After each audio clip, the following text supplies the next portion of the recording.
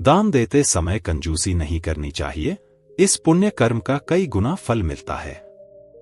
राजा एक भिखारी के पास पहुंचे और कहा कि मुझे मेरे गुरु ने किसी भिखारी से भीख लेकर आने के लिए कहा है, इससे अपने राज्य का संकट दूर हो जाएगा। पूजा पाठ के साथ ही दान करने का विशेष महत्व बताया गया है।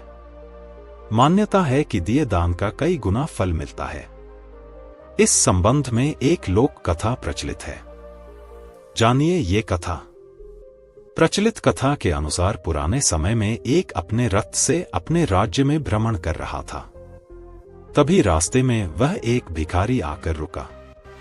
राजा रथ से उतरे और भिखारी से कहा कि आप मुझे भीख में थोड़ा सा अनाज दे दें।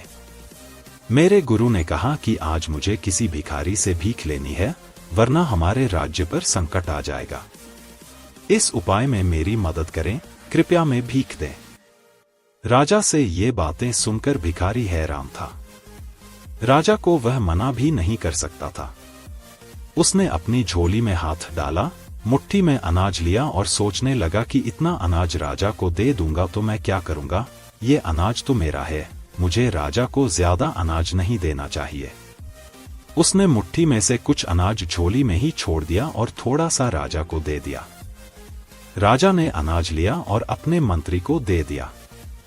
राजा के मंत्री ने अनाज के बराबर वजन की एक पोटली भिखारी को दे दी और कहा कि इसे घर जाकर देखना। भिखारी ने घर पहुंचकर पूरी बात पत्नी को बताई। पत्नी ने झोली में से पोटली निकली और खोली तो उसमें सोने के सिक्के थे। ये देखकर दोनों समझ गए कि राजा ने भीख में दिए अनाज के बराबर सिक्के दिए हैं। भिखारी को और उसकी पत्नी को पछतावा होने लगा कि उसने दान देने में कंजूसी करके बहुत बड़ा नुकसान कर लिया है। ज्यादा अनाज देता तो राजा ज्यादा सोना देता।